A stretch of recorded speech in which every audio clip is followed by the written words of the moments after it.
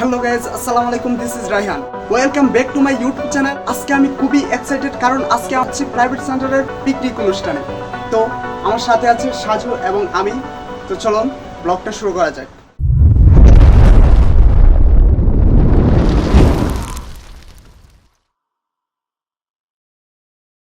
তো সকাল সকাল রেডি হয়ে বের হয়ে পড়লাম পিকনিকে যাওয়ার জন্য।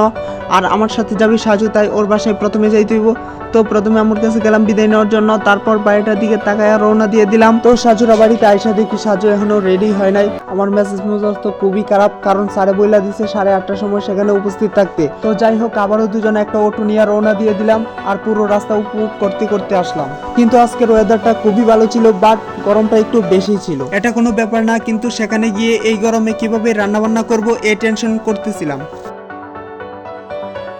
তো অটো তাইকা নাইমা দেখি পাশে সাজু নাই। পরে দেখতে পেলাম ও দোকানে কি যেন কিনতে গেছে। তো সাজু দোকান থেকে একটা চকলেট কিনা মুচকি একটা হাসি মাইরা প্রাইভেটের দিকে যাইতেছে, কারণ ওর গার্লফ্রেন্ডকে আজকে ও চকলেট দিয়ে প্রপোজ করব। তো ভাই, আমরা তো আর গার্লফ্রেন্ড নাই, তাই একা একা যাইতেছি সবার আগে। সিঙ্গেল মানুষ একা থাকলে যায় হয় আর কি। স্যার কই? গিফট আনছো? কি গিফট? হ্যাঁ, মায়ারা অনেক লজ্জা পাইছে, তাই একা একা আগের দিকে যাইতাছে। ওরা কি গিফট নিয়ে আসলো সেটা আমাকে বলে নাই, তাই আমি নিজেই বাধ্য হয়ে গিফট বক্স আনবক্সিং করলাম। বাইরে ভাই, যদি বিশ্বাস করেন, ভাবছি না জানি কত বড় গিফট, কিন্তু ভাই আমারে তো চাকা খাওয়াইয়া দিল।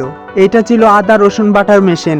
এত বড় দুকা আমি কখনো খাই নাই। তো এদিক দিয়ে স্যার বাজার সদাই সবকিছু কমপ্লিট করে ফেলেছে, আর মাংস ডিম ওইগুলা স্যারের বাসায় আছে। আর এদিক দিয়ে দেখেন সাজু ফ্রি ফায়ার নিয়ে বসে আছে, আর মায়ারা এই গরমে পাখা নিয়ে বসে আছে। আর আমি একমাত্র যে কিনা সারাক্ষণ শুধু ক্যামেরা নিয়ে আছি। তো একটু বসতে না বসতেই স্যারে আমাদেরকে কাজে লাগিয়ে দিল, আর মায়ারা দেখেন কি আরামসে ঘুমাইতেছে। তো মায়ারা দেখি পেঁয়াজ ছিলতেছে আর মেকআপ গল্লে গল্লে পড়তেছে। এই কথা বলাই দেখেন আমার দিকে কেমনে তাকাইছে।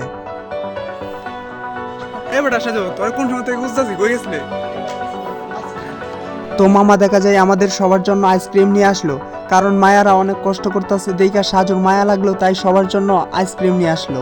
কিন্তু আমার ভাইকে ভাই একটাও পড়লো না আইসক্রিম, কারণ ও নাকি ফার্স্ট আইসক্রিমই পাইছে, তাই সবার জন্য একটা একটা করে নিয়ে আসলে, কিন্তু আমার জন্য নাই শুধু। তো সাজু আমার কাছে আইসক্রিমগুলো দিল সবাইকে দেওয়ার জন্য, কিন্তু কেউ নিতে রাজি হয় নাই। অবশেষে জোর করেই দিলাম সবাইকে। এদিক দিয়ে স্যার সবাইকে নিয়ে কাজ শুরু করে দিয়েছে। কেউ মাংস কাটছে, কেউ আদা রসুন বাটছে, কেউ আবার আজাইরা দাঁড়ায়ও আছে। তো যাই হোক, যে যার মতো করে দাঁড়ায় আছে, আলাপ করছে, আবার কেউ লজ্জায় চলেও যাইতেছে।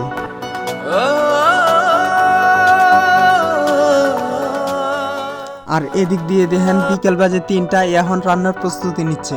তো কি আর করার, আমরা সবাই কাজে লেগে গেছি। তো দেখা যাক কতক্ষণ সময় লাগে রান্না করতে। এদিক দিয়ে রান্নার প্রস্তুতি চলছে।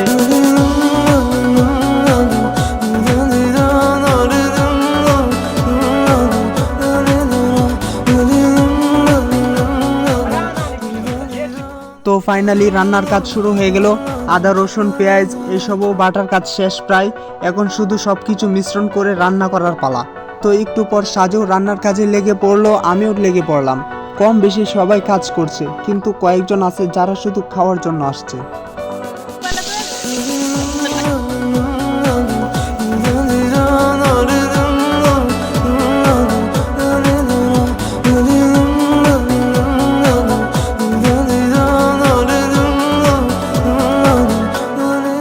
তো সবাই মিলে রান্নার কাজটি খুব দ্রুত সেরে ফেলার চেষ্টা করছি, কারণ এমনিতেই অনেক লেট হয়ে পড়ছে। তো আমাদের মশলা হয়ে গেছে, এখন আমরা মশলায় মাংস ঢেলে দিব।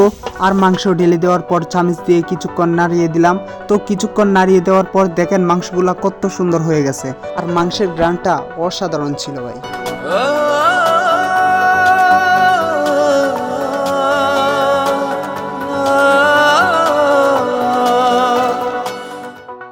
তো ফাইনালি আমাদের মাংস হয়ে গেছে, এখন আমরা চাল আর মাংস একসাথে করে দিব।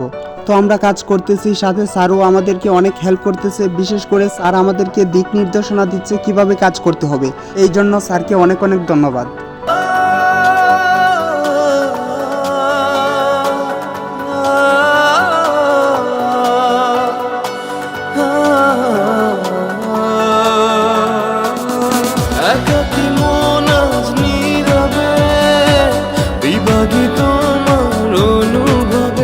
তো সারাদিন পরিশ্রমের পর অবশেষে আমাদের রান্না করা শেষ, এখন আমাদের খাওয়ার পালা।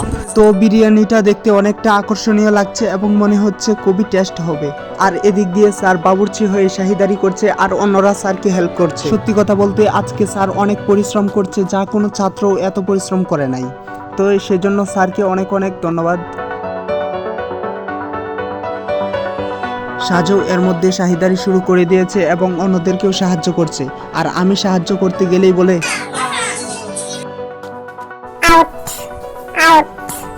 তো যাই হোক, সবার সাথে আমিও খাওয়া দাওয়া শুরু করে দিলাম। তবে আজকের বিরিয়ানিটা খুবই টেস্ট হয়েছিল। সবাইকে অনেক অনেক ধন্যবাদ।